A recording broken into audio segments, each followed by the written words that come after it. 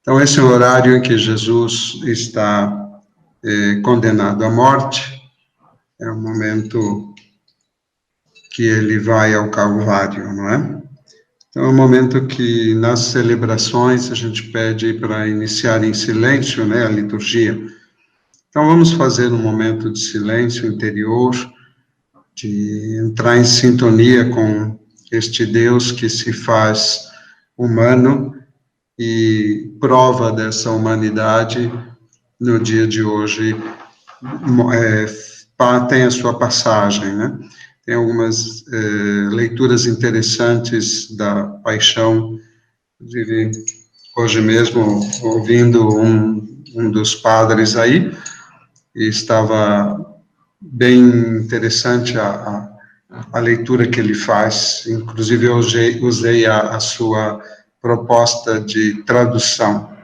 Nós vamos ver mais no meio dos slides. Um momento de silêncio.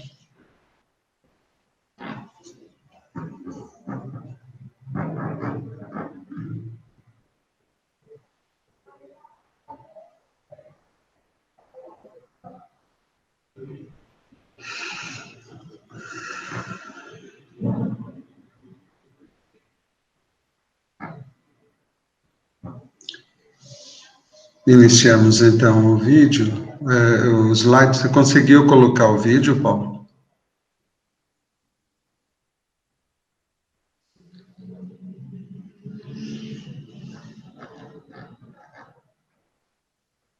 Então, aí, no momento que estiverem em suas casas para ver as celebrações, né? Tenha com vocês uma cruz, né? Umas velas, e também o texto bíblico para fazer as leituras. Nós hoje temos aqui parte do texto que foi escolhido, né? Mas para leitura Então, nesta Sexta-feira Santa, dia que fazemos memória da morte de Jesus na cruz, reunimos-nos todos em torno à cruz de Cristo. Cumpre-se nesse dia as palavras do profeta Zacarias, que o Evangelho de João nos recorda na sua narração da paixão e morte. Olhem para este que transpassaram. E usei umas imagens do Aleijadinho que mostra muito o barroco brasileiro, essa força, né, da morte, da humanidade de Jesus. Então, a liturgia da palavra desse dia nos conduz que o centro da celebração é a adoração da cruz. Contudo, o primeiro contato com a cruz de Cristo pode causar repulsa e até mesmo mal-estar. Numa sociedade que se esconde e se foge do sofrimento, a contemplação de um condenado, provado pelo sofrimento, incomoda a quase instintivamente leva à fuga, à indiferença. No entanto, devemos olhar para a cruz de Cristo. Temos que nos demorar diante da cruz. Não podemos ficar com as primeiras impressões. Devemos descobrir o verdadeiro sentido da cruz. A liturgia da palavra deste dia ajuda-nos a compreender o verdadeiro sentido da cruz de Cristo. Na verdade, todas as leituras nos levam exatamente a entender melhor a cruz de Cristo. A primeira leitura, retirada do livro de Isaías, é um cântico do servo sofredor, do servo do Senhor, personagem misterioso nas primeiras comunidades cristãs, que o profeta vai mostrar a Jesus Cristo. Jesus Cristo é o servo justo e silencioso, que não acusa nem invoca maldição e vingança. Ontem, na liturgia antes de ontem, né?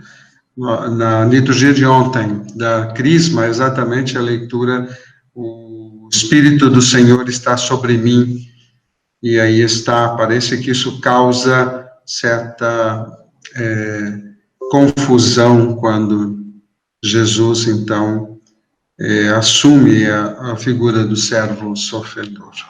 A segunda leitura, a Carta dos Hebreus, nós sabemos que a Carta dos Hebreus é toda uma leitura do sumo sacerdócio de Jesus, né? Ele não é um sacerdote num plano humano. Nós vamos ter várias leituras aí mostrando que o sacrifício judeu e o sacerdote judeu, ele tem que fazer uma expiação para si próprio antes de fazer pelo povo. E Jesus não, Jesus já é o sacrifício ou o sacerdote sumo que passa da vida à vida divina, não precisa pedir perdão pelos seus pecados, mas ao contrário, vem pedir e restituir os nossos direitos diante de Deus. É muito interessante o livro da Carta aos Hebreus, e essa leitura nos vai relembrar Jesus, o sumo sacerdócio.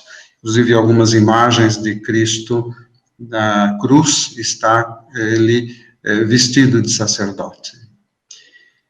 Então, passamos agora para a leitura da carta, da narração da paixão. A liturgia toma a leitura de João, não é? Sabemos que João e Lucas têm uma leitura da paixão um pouco diferente de Mateus e de Marcos.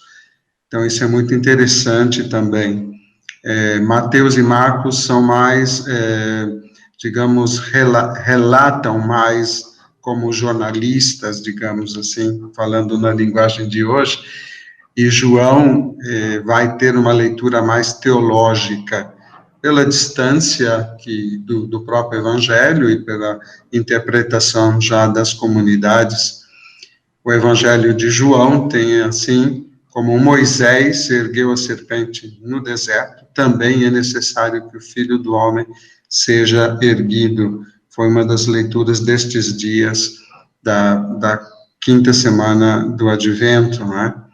Então, assim também vemos aí a verdade na cruz de Cristo se revela plenamente.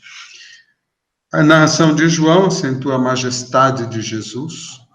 A gente vai ver que Jesus parece que João não narra a morte de Jesus, né?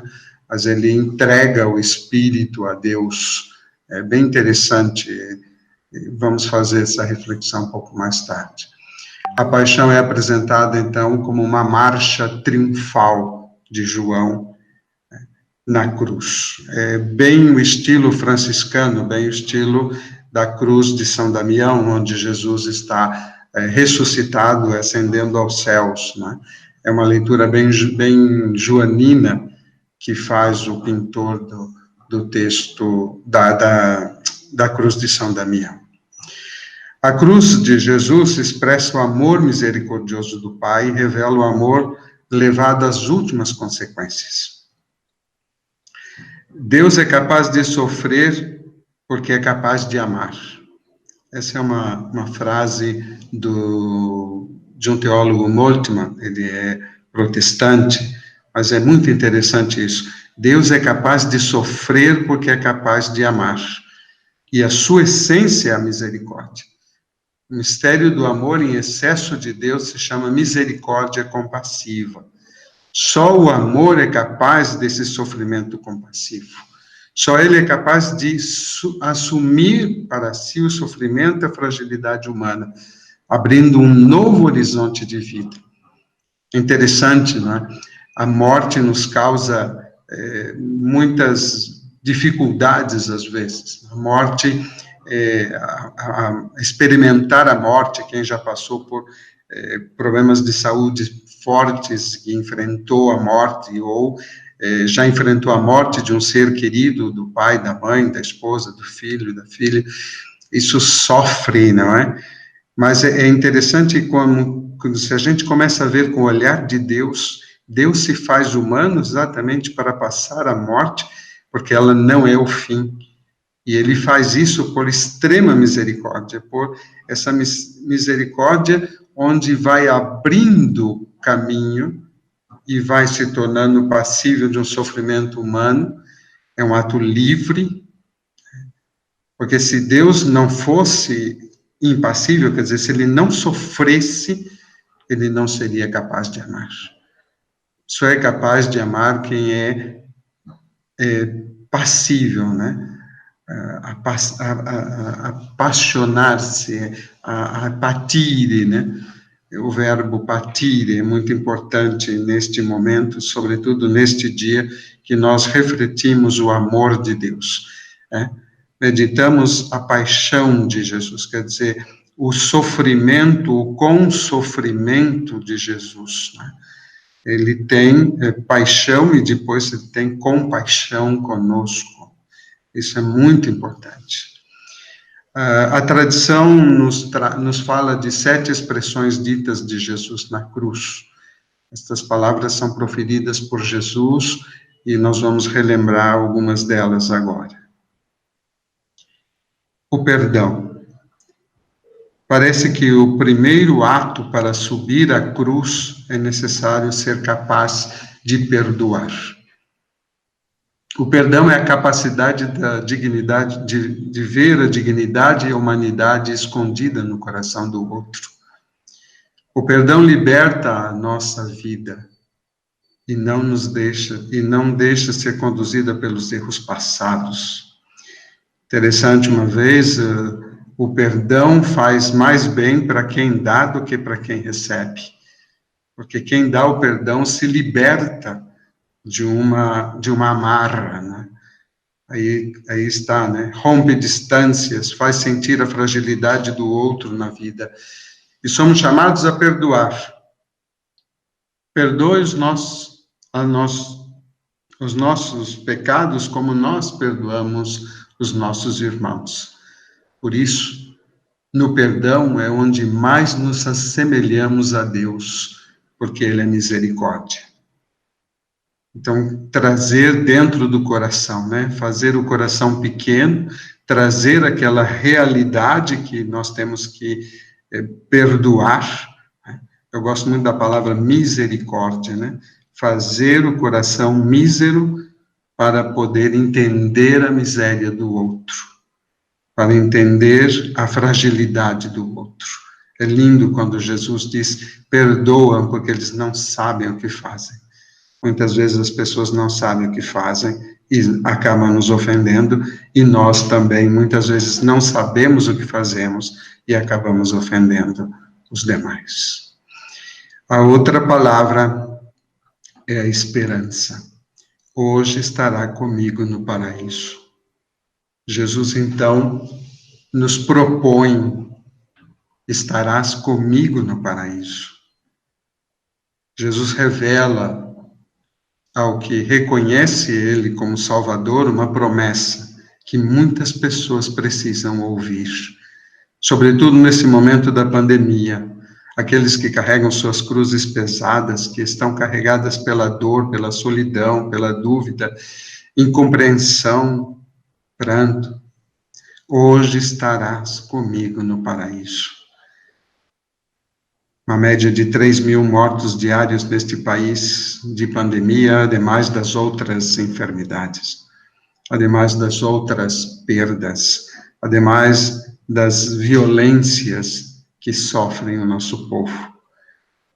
É reconfortante ouvir de Jesus, hoje estarás comigo no paraíso. Não porque está sofrendo, não porque está doente, mas porque confia na promessa do Senhor. E aí perguntamos, qual paraíso? Não é um paraíso mítico de um lugar, né? Como diz, às vezes a gente tem uma saudade deste paraíso mítico, o Éden, né? Mas é uma plenitude de vida, uma realidade onde habitará a justiça, a paz, onde poderemos construir juntos esta realidade. Esta expressão de Jesus deve construir hoje o nosso cotidiano. Como viver hoje num paraíso, nesse momento? Como despertar a esperança no meio de tanta dificuldade, seja pela pandemia, seja pela injustiça social, seja pela pelo empobrecimento de nossa sociedade. Cada vez mais vemos pobres e pobres e pobres. E como despertar a esperança nesses pobres, pobres empobrecidos, pobres de carinho, pobres de realidades, pobres de amor, pobres de abraço.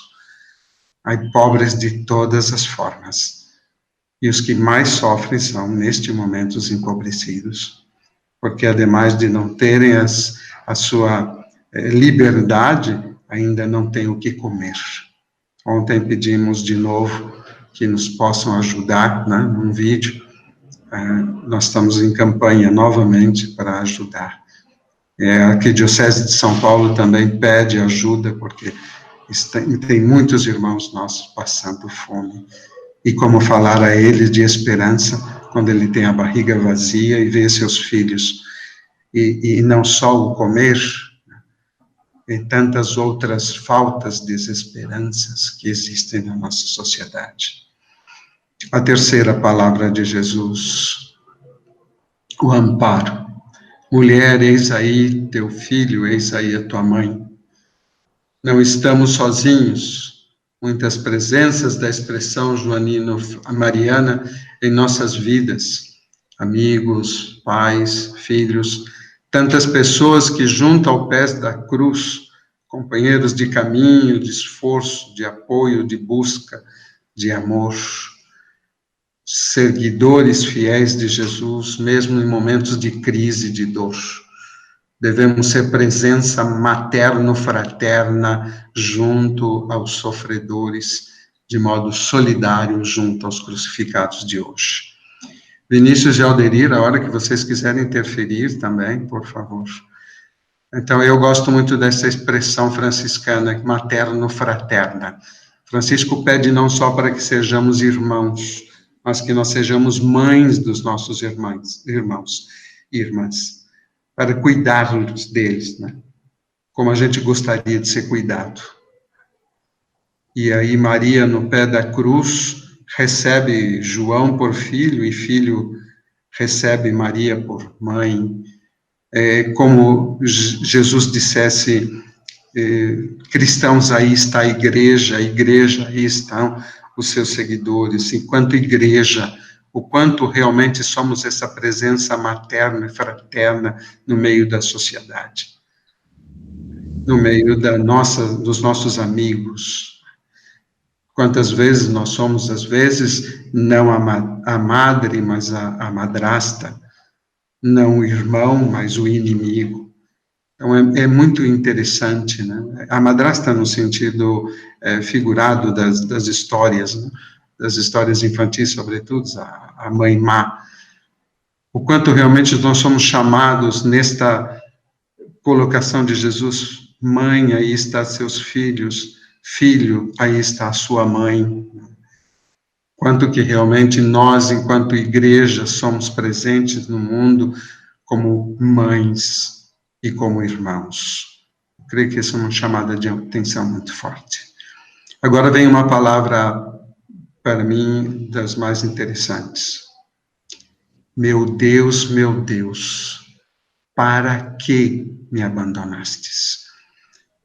Frei Joacir é um franciscano biblista e ele traduz para que me abandonastes. Interessante isso, que o grito de Jesus é o grito da humanidade sofredora, que grita seu abandono. Entende-se assim o grande grito que brotou das profundezas do amor de Jesus na cruz, que continua ecoando como clamor angustiado. Não são poucos os gritos dos mais pobres e excluídos. É um clamor forte que, intensidade de suas carências, um clamor surdo porque não consegue impactar de modo a conseguir respostas prontas, imediatas, a graves problemas que nos afligem. O grito dos sofredores e da terra é forte, pela violência das necessidades e das urgências para garantir a vida. Contemplemos o crucificado. É um convite a um compromisso solidário, porque não abandona mas nos propõe uma atitude. Para que me abandonastes? E este para que me abandonastes é aquilo que o biblista franciscano falava hoje na sua reflexão. O porquê é algo do passado. Por que me matou? Por que meu filho morreu? Por que tem a coronavírus? Por que tem os pobres? Por quê? Agora, para que é uma pergunta de futuro. Então, ele faz essa tradução, inclusive dá toda uma explicação gramático-aramaico ali, que pode ser tanto para quê como para por quê, mas ele prefere o para quê, porque Jesus vai dizer assim, vocês não estão pensando no passado, mas no futuro. A minha morte não acaba aqui. Fantástica essa leitura. Não é porque me abandona Deus, mas é para que se afasta. Ele se afasta para que eu possa atuar, para que o meu grito possa ser ouvido, para que eu possa ouvir o grito da sociedade, da terra, a terra que está morrendo, sem ar, sem floresta. Então é interessante que não são só os homens que estão gritando, mas o próprio planeta nos grita. Não só os que sofrem a pandemia, mas todos, sim, principalmente os excluídos. Esses dias passando, eu moro aqui na Avenida Paulista, passando pela avenida, quanta gente mais na rua, quanta gente mais na rua. Quer dizer, a exclusão está muito forte, né? O que fazer? Então, para que me abandonas? Para que? Não porque, e já foi no passado, mas para que eu tenho que atuar, né? Para que me joga para o futuro? Qual é a minha atuação frente a este grito de Jesus? Meu Deus, meu Deus, meu Deus, para que precisa de mim? Para que eu possa ajudar? Em que eu posso fazer? Então, é lindíssima a reflexão de hoje nesta palavra de Jesus. Seguindo, tenho sede. Outro grito que se multiplica aos milhares pelo mundo, quero justiça. Clama os injustiçados deste mundo, quero pão, quem tem fome, quero moradia, sonho morador de rua, quero trabalho, quem se sente fracassar, quero saúde, grita o enfermo em seu leito, quero paz, liberdade, amor, exclamam-nos todos. Mas escutamos outros gritos carregados de sensibilidade dolorida. O grito de Jesus na cruz recolhe todos estes brados da humanidade quebrada. A sede de Jesus desperta em nós sedes, sede de sonho de um mundo novo. Mas aquele que beber da água que eu lhe der, nunca terá sede, porque a água que eu lhe der fará nele fonte de água que salte para a vida eterna. Será que já bebemos desta água? Será que bebemos deste manancial que é Jesus? Será que entendemos a sua proposta? Ou ficamos na sexta-feira morto com ele na cruz? Ou entendemos a proposta de João, que é bem diferente? Ele dá o grito e entrega seu espírito, quer dizer, ele não morre. O grito de Jesus é o grito de todos nós que não morrem, mas que clamam por justiça, que clamam por água, por sede de tudo que nossa sociedade está pedindo.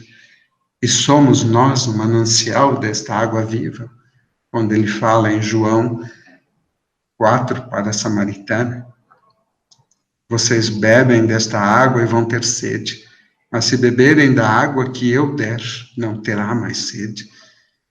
A sociedade precisa tomar desta água de Jesus, para não ter mais sede, para que o povo, a terra, não sofra mais e não tenha mais sede.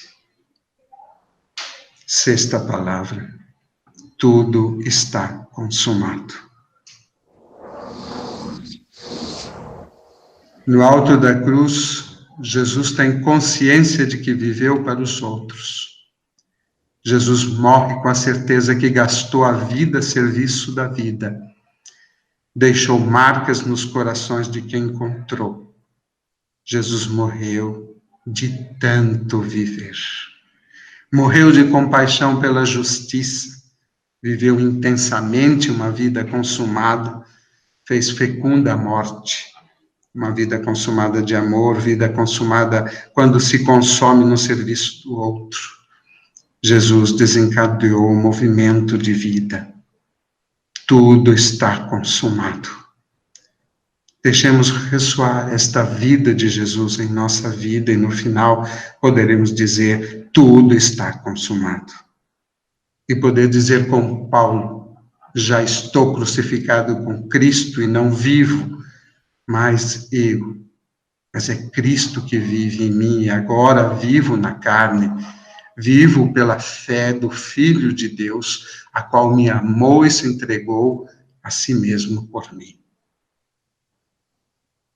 Tudo está consumado. Será? Jesus diz que está consumado a vida dele, mas ela deve estar consumindo a nossa vida, para que nós também possamos dizer no dia da nossa morte, tudo está consumado. Fantástica esta proposta de reflexão para nós. Não é que isso acabou, muito pelo contrário, me acabei no serviço, me acabei no amor, como diria Teresa, né? O amor só vale quando dói. Se não doer, porque não amou de verdade, não é? Eu gosto demais quando eu mesmo, às vezes, falo do meu amor de estômago, não é? O amor nos pega pelo estômago, né? Quando dá aquele... Quando a gente vê uma pessoa sofrendo, quando a gente vê uma pessoa toda cagada, suja, quando a gente vê uma pessoa toda ensanguentada, quando a gente vê uma pessoa toda linda, toda perfumada, nos pega ali no estômago.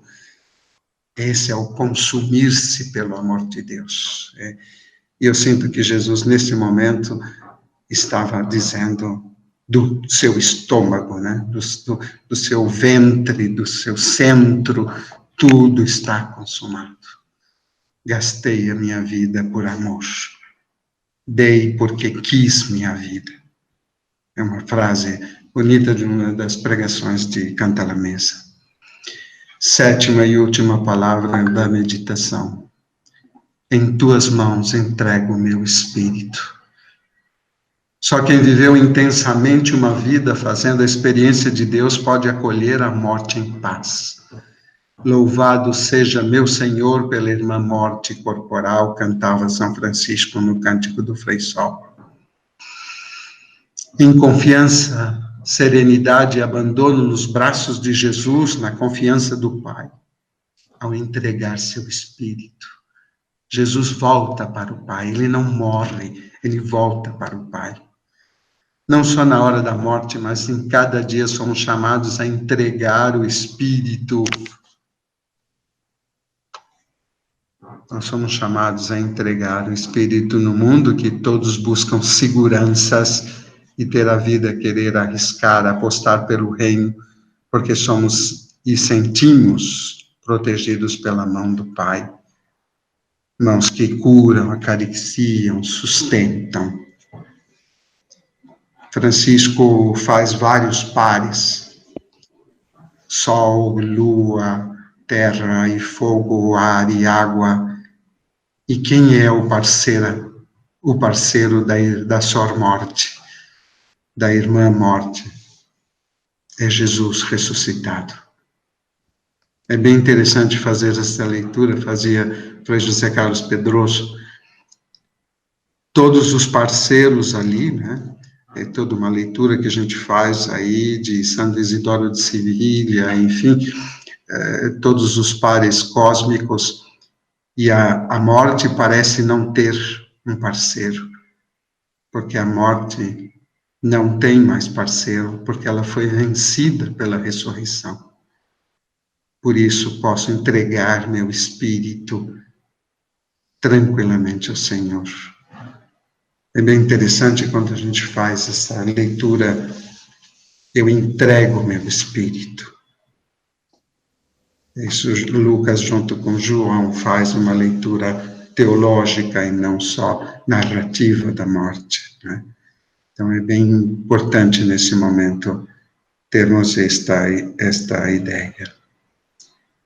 Então, esta era as 7 palavras, famosas 7 palavras de Jesus na cruz, que eu queria propor como reflexão, né?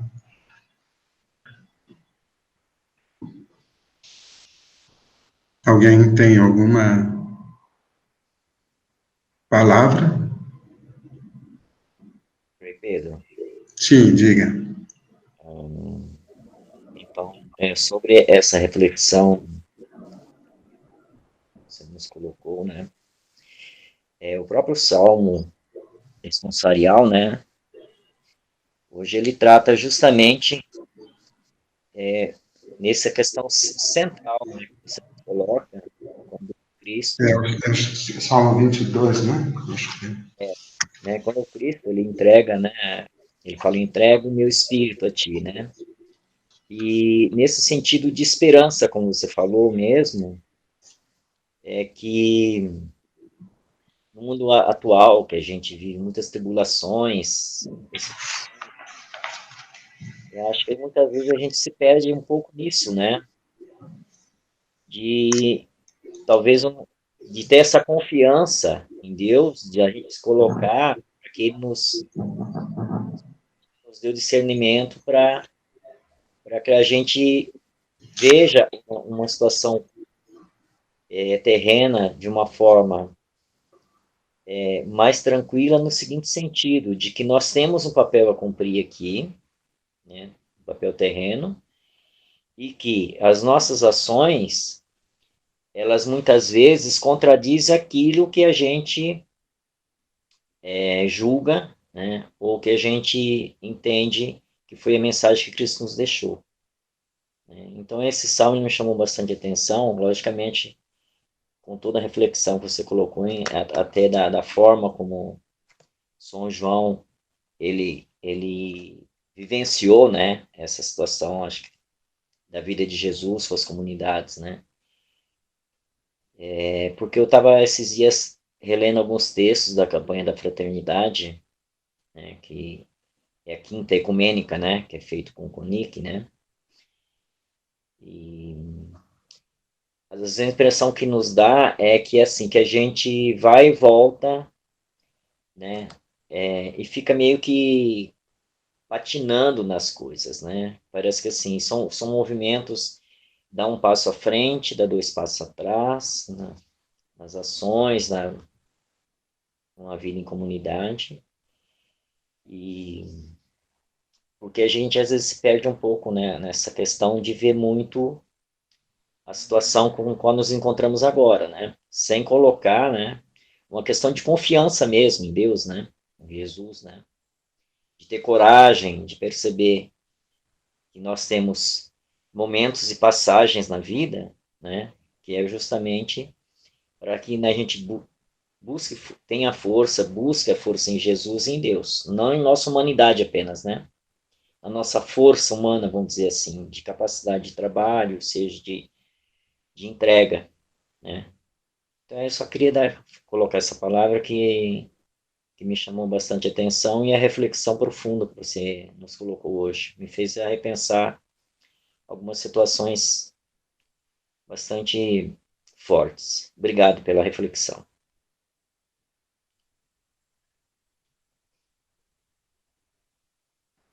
Vinícius, tem alguma colaboração? Sim, Frei Pedro, eu quero dizer que a profundidade dessa reflexão e de celebrar o mistério da paixão, nessa Páscoa da Paixão que nós estamos vivendo hoje, ainda mais nesse contexto que nós estamos inseridos, me chamou muito a atenção o para quê.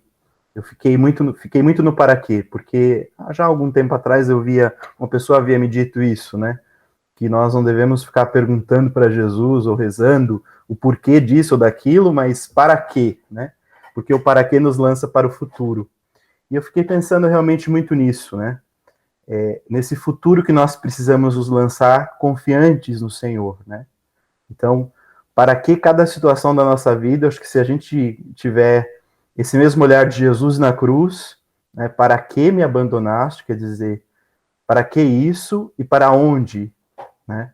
E acho que a gente consegue caminhar, porque o porquê nos prende, o porquê é o medo, né? O porquê é sempre carregado do medo e o para quê é sempre carregado da esperança.